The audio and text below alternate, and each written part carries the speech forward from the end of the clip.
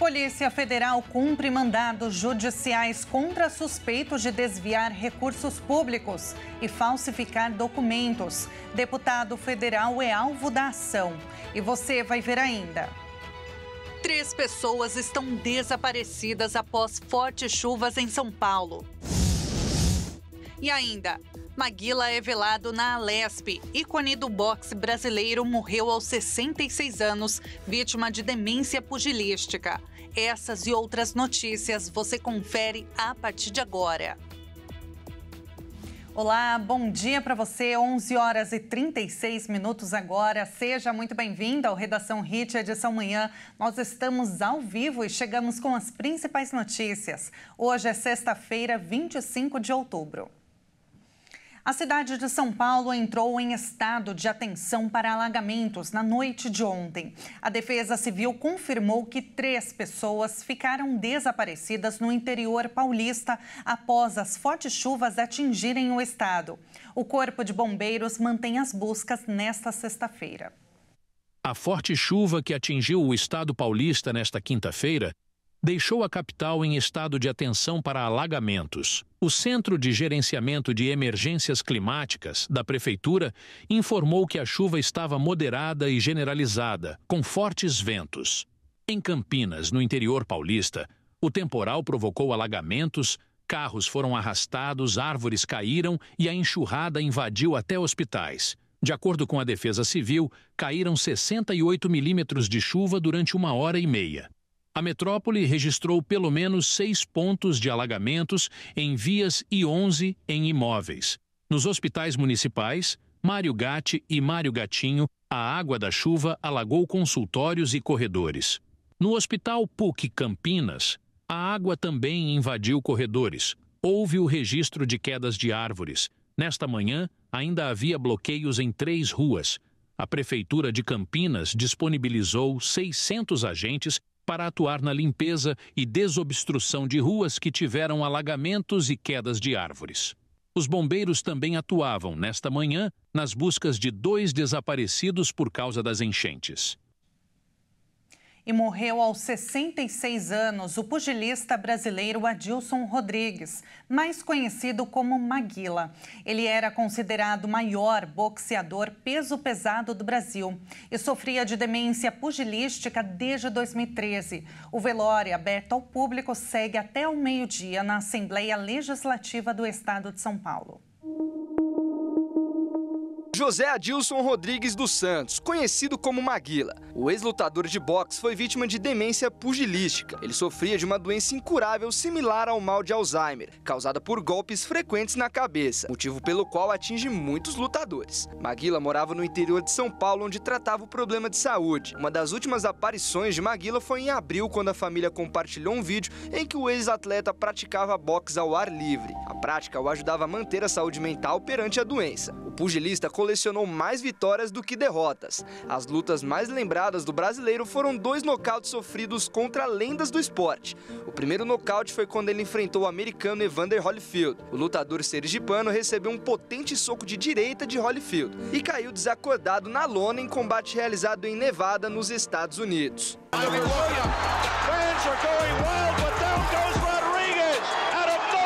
Em junho de 1990, o brasileiro enfrentou George Foreman, ex-campeão mundial já veterano, então com 41 anos. Maguila também foi nocauteado no segundo round, após uma sequência de golpes que terminou com um cruzado de esquerda de Foreman em duelo realizado em Las Vegas. As 2 duras derrotas não resumem a carreira de Maguila. O peso pesado chegou a enfileirar 14 vitórias em sequência no início da trajetória dos rings. Maguila há anos convivia com a doença degenerativa. Ele tinha o mesmo diagnóstico que o pugilista Éder Joffre, que faleceu em 2022 aos 85 anos. Maguila influenciou outros boxeadores, como o Popó, onde realizaram juntos um trabalho em um comercial de TV. Popó lamentou a morte do amigo. Me deu muita esperança de que um pobre nordestino pode sim. E realmente, quando o Maguila uma vez lutou com o cinturão do mundo hispano, em um canal de TV, eu estava assistindo em casa, começando boxe. Eu olhei para esse cinturão e falei, um dia eu vou ter esse cinturão, um dia eu vou ser campeão desse cinturão. Um cinturão vermelho do mundo hispano. E o primeiro cinturão que eu disputei como profissional foi do mundo hispano e ganhei por nocaute no segundo round. E Maguila sempre foi minha referência. Meu irmão, descansa em paz, viu? Deus abençoe. O Brasil, o boxe, te ama muito. O ex-boxeador, com consentimento da família, concordou em doar o seu cérebro para estudo na Universidade de São Paulo, para pesquisar as consequências dos impactos repetidos na cabeça em esportes como boxe, rugby, futebol e entre outros. José Adilson Rodrigues dos Santos, o Maguila, deixa 2 filhos do primeiro casamento e a esposa Irani Pinheiro. E a Polícia Federal cumpre mandados judiciais contra suspeitos de desviar recursos públicos e falsificar documentos. O deputado federal Gustavo Gayer é alvo de buscas. As investigações apontam que o deputado Gustavo Gayer e assessores são suspeitos de participação em esquemas de desvio de recursos públicos, associação criminosa e falsificação de documentos. 60 policiais federais cumprem 19 mandados de busca e apreensão, autorizados pelo Supremo Tribunal Federal. As ordens são cumpridas em Brasília e em 4 cidades de Goiás: Cidade Ocidental, Valparaíso, Aparecida de Goiânia e Goiânia. Segundo a polícia, Gayer é suspeito de ter desviado recursos públicos de verbas parlamentares para financiar suas empresas particulares, como uma escola de inglês e uma loja de camisetas em Goiânia. Segundo as investigações, Gayer também teria participado ativamente na criação e manipulação de entidades fictícias para desviar verbas por meio de emendas parlamentares. O deputado é descrito como a figura central no esquema, liderando as operações tanto no seu gabinete parlamentar quanto nas empresas privadas associadas a ele e à sua família. De acordo com as suspeitas da PF, Gayer teria coordenado um esquema com assessores parlamentares para administrar essas atividades, mascarando seu envolvimento com o uso de testas de ferro para operar as empresas. Na ação, o celular do deputado federal Gustavo Gayer foi apreendido. Na casa de um assessor de Gayer, os policiais encontraram mais de R$70 mil em espécie. As investigações identificaram uma ata falsificada nos documentos de criação de organização social. Os delitos investigados são associação criminosa, falsidade ideológica, falsificação de documento particular e peculato desvio. E aconteceu nesta manhã a cerimônia para a assinatura de um acordo de 40 bilhões de reais de indenização às pessoas afetadas pelo rompimento da barragem da Samarco, em Mariana, Minas Gerais. A cerimônia marcou o desfecho de um dos maiores desastres ambientais da história brasileira. O presidente Lula e ministros participaram da cerimônia no Palácio do Planalto, que também teve a presença da diretoria das mineradoras Vale e BHP, responsáveis pela Samarco e os governos de Minas Gerais do Espírito Santo. O dinheiro deve ser dividido com 300 mil pessoas. Cada uma deverá receber R$35 mil. Também serão investidos recursos no saneamento básico, na recuperação ambiental e em investimentos socioambientais. O total deve chegar a 100 bilhões de reais que serão pagos em 20 anos. A tragédia de Mariana aconteceu há 9 anos, quando a barragem se rompeu, deixando 19 mortos e a destruição de várias comunidades. E veja a seguir, Zoológico de São Paulo inaugura passeio de barco em lago vizinho à área dos primatas. A reportagem completa logo mais. E agora na sua tela, Boa Vista, Roraima, 31 graus, calorão. Nós voltamos já já.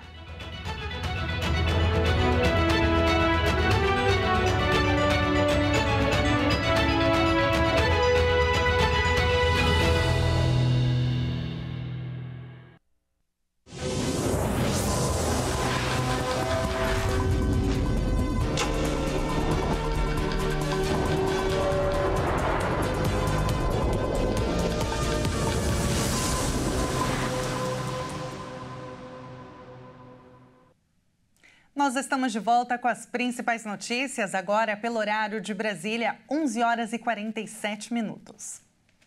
As autoridades espanholas espanholas anunciaram a detenção de 4 acusados de realizar uma campanha de ódio com mensagens racistas contra o atacante brasileiro Vinícius Júnior, do Real Madrid, antes do último clássico contra o Atlético de Madrid. Os casos de racismo são frequentes há várias décadas nas arquibancadas de futebol da Espanha. Vários torcedores receberam penas criminais nos últimos meses por insultos racistas contra jogadores, principalmente Vini Júnior, vítima de vários crimes similares desde a sua chegada ao país espanhol em 2018. Os presos não foram identificados. Eles têm entre 25 e 26 anos e foram detidos entre os dias 14 e 15 de outubro, mas a divulgação das prisões foi feita dias depois. E 3 jornalistas libaneses morreram em um bombardeio israelense durante a noite contra uma área no sul do Líbano que não havia sido atacada até o momento. O ministro da Informação do país denunciou que foi um crime de guerra e que havia 18 jornalistas no local. A Agência Nacional de Notícias do Líbano detalhou que aviões de combate israelenses atacaram às 3h30 da madrugada a fronteira entre o Líbano e a Síria. O canal pró-Irã Al Mayadeen anunciou que o repórter cinematográfico Ghassan Najjar e o engenheiro de radiodifusão Mohamed Heda morreram no bombardeio aéreo israelense que atingiu uma residência de jornalistas em Hasbaya. Na quarta-feira, a emissora informou que um bombardeio atingiu um de seus escritórios em Beirute, que foi esvaziado. O canal Al-Manar do Hezbollah afirmou que o repórter Wissam Qassem também morreu no bombardeio israelense em Hasbaya, a 50 quilômetros da capital libanesa. A imprensa local indicou que o bombardeio atingiu um hotel onde os jornalistas estavam desde setembro. Segundo um jornalista da Sky News Arábia, dezenas de quartos foram atingidos, apesar da indicação clara de que a área estava reservada à imprensa. E agora a gente muda de assunto porque hoje é sexta-feira e o final de semana está chegando. Você sabia que o Zoológico de São Paulo, maior da América Latina, agora tem uma nova atração? O Aqua Safari, um passeio de barco pelo lago para observar os animais bem de pertinho. Os repórteres Felipe Takahashi e Pedro Camoda foram lá conferir a novidade. Vamos ver a reportagem.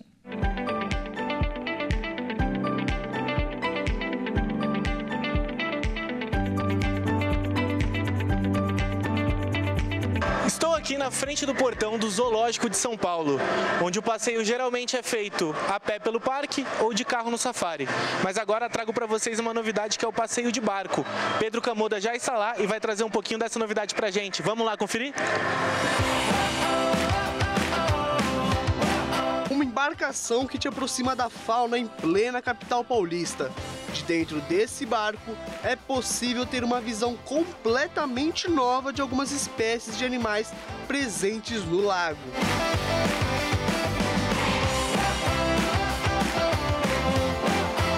Agora eu estou aqui no barco da nova atração do Zoológico de São Paulo, o Aqua Safari. Nela, os visitantes podem navegar pelas águas do Lago São Francisco e avistar diversas espécies de animais. Atrás de mim, temos a Ilha dos Primatas, com 5 espécies de macacos diferentes, algumas ameaçadas de extinção. Volto agora com o Felipe para ele nos trazer mais informações de como é o cuidado desses animais, de como é o tratamento desses animais. Vamos lá!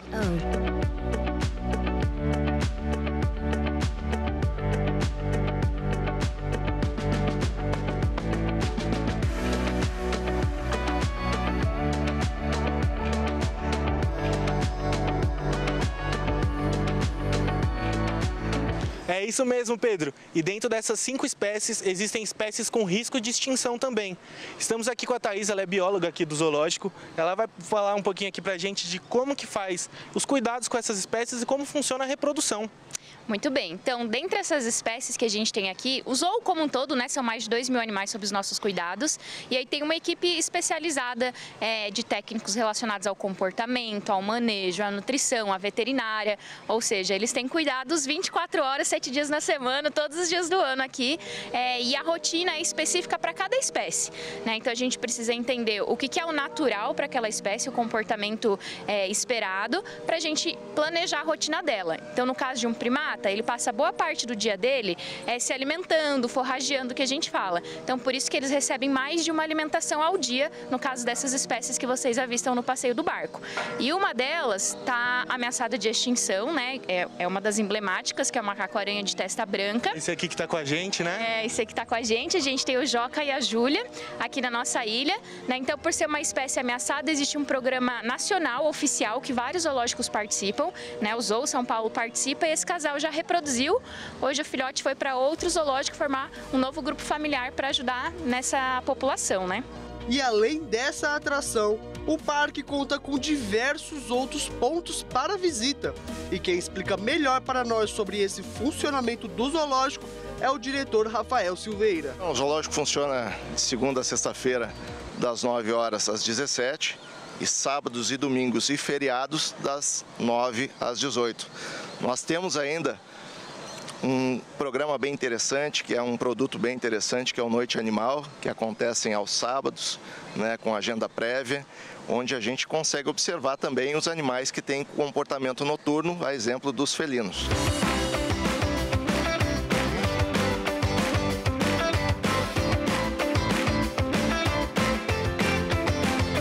São 824 mil metros quadrados de extensão, com mais de 2.000 animais separados em 300 espécies diferentes para conhecer. Alguns até artistas. A Pinguim Phoebe, que é um dos mais procurados pelo público do zoológico, foi estrela do filme Meu Amigo Pinguim. Além deles, também podemos ver girafas, elefantes, cervos e até araras azuis. Todos eles com tratamento de ponta oferecido pelos funcionários do zoológico. Em ranking mundial, o Zoológico de São Paulo está entre os 10 melhores, graças à grande diversidade presente no parque. É isso mesmo, Felipe. Terminou aqui o nosso passeio pelo Zoológico de São Paulo. Conta pra mim o que você mais gostou. Bom, desse passeio aqui o que eu mais gostei de fato foi de ver a diversidade de aves que encontramos durante o passeio no lago. E mais uma coisa, viu? Recomendo para todo mundo. Realmente maravilhoso. Para você que quer visitar aqui o zoológico, ele funciona todos os dias das 9 às 17 horas. Para mais informações, acesse o site ingressos.zoológico.com.br. Nos vemos na próxima aventura.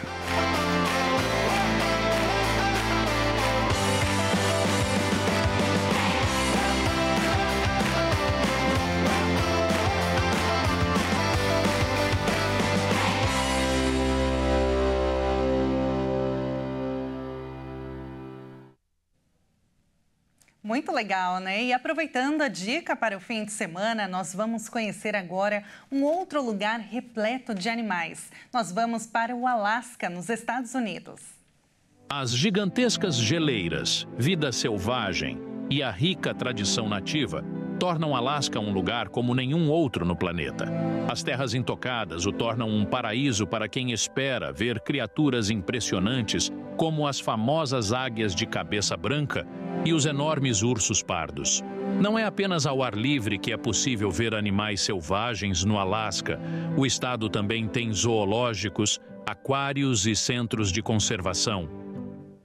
E depois de conhecermos um pouquinho mais sobre o Alasca, nós vamos ver agora uma câmera ao vivo do Parque Nacional de Katmai. Saindo do Brasil, vamos para a América do Norte. Você vai ver na imagem agora muitos ursos que vivem nesse local. E esse parque é um verdadeiro destino selvagem, viu? Os visitantes, é claro, que gostam muito de apreciar a paisagem vulcânica sobrenatural do vale. Mas a maioria, é claro, que vai mesmo pelos ursos. São mais de 2.000 animais que habitam essa região. E muitos se reúnem para se empanturrar de salmão, que fica por ali, viu, nesse lago, tornando este um dos melhores lugares de observação de ursos do Alasca. E com essa vista, a gente encerra esta edição. Muito obrigada pela sua companhia. E eu te lembro que domingo tem segundo turno das eleições. E eu e Alexandre Jaqueto estaremos ao vivo aqui na Hit TV a partir das 5h30 da tarde. A gente espera você. Muito obrigada, um ótimo final de semana e a gente se vê.